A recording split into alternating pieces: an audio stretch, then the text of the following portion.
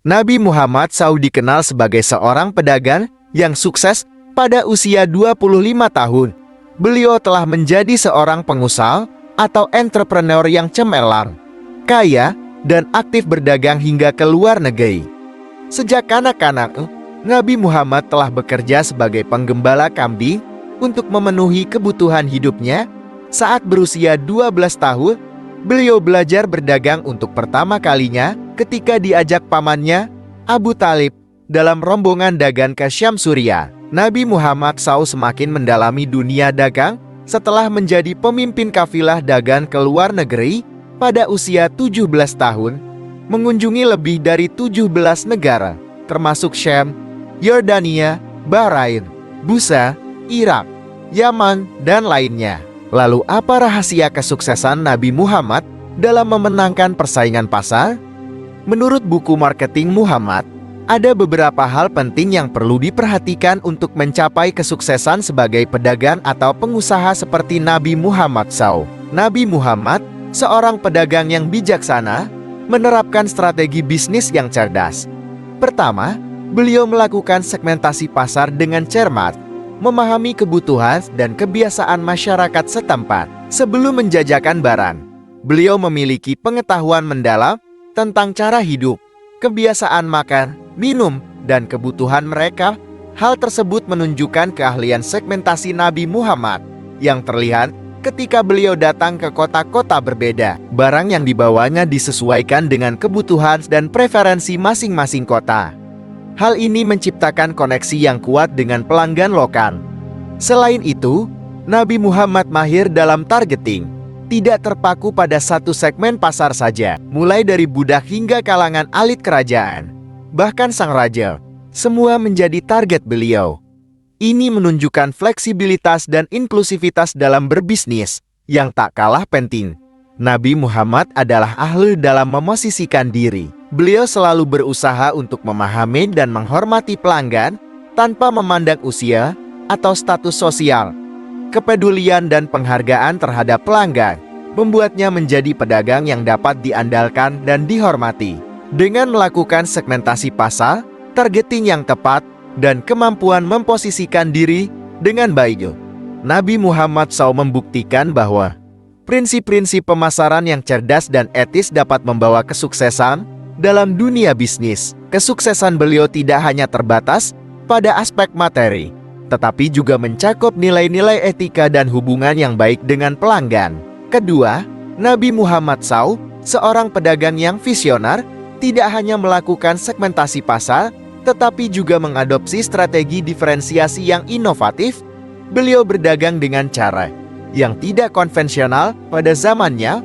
Hal tersebut menjadikan dirinya unik di pasar. Salah satu langkah kreatif yang diambil oleh Nabi Muhammad adalah menjalin hubungan silaturahim yang kuat dengan pelanggannya.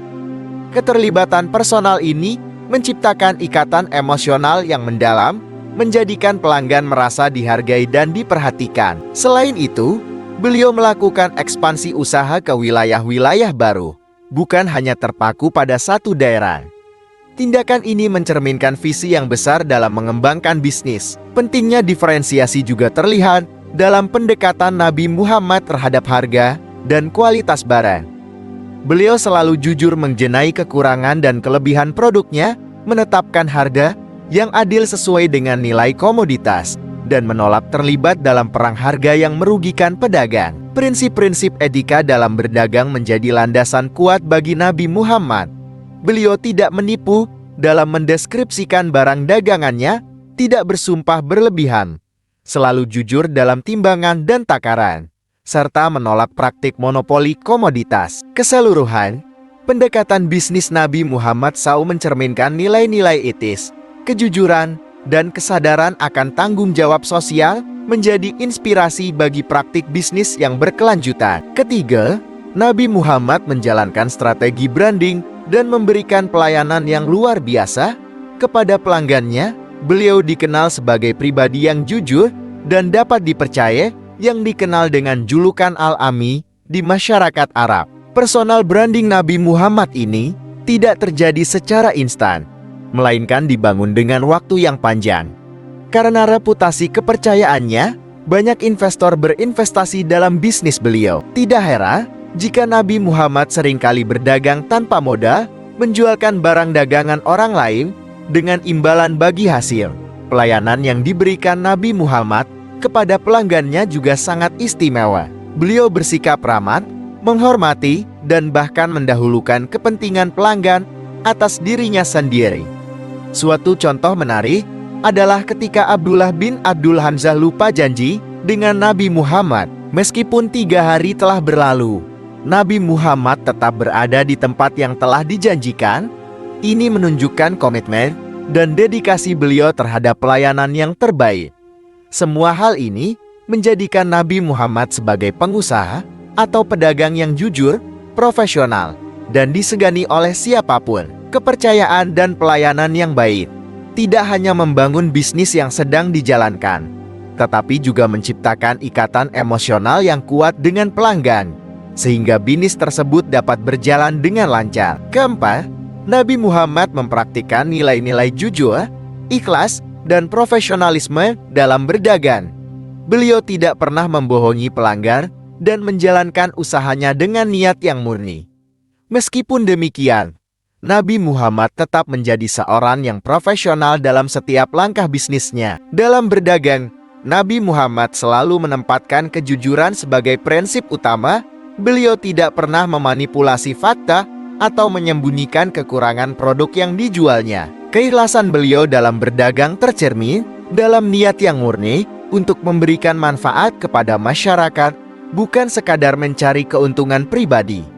Meski berlandaskan nilai-nilai spiritual, Nabi Muhammad tetap menunjukkan profesionalisme tinggi dalam berdagang. Beliau terus mencari cara dan inovasi baru dalam menjual barang dagangannya.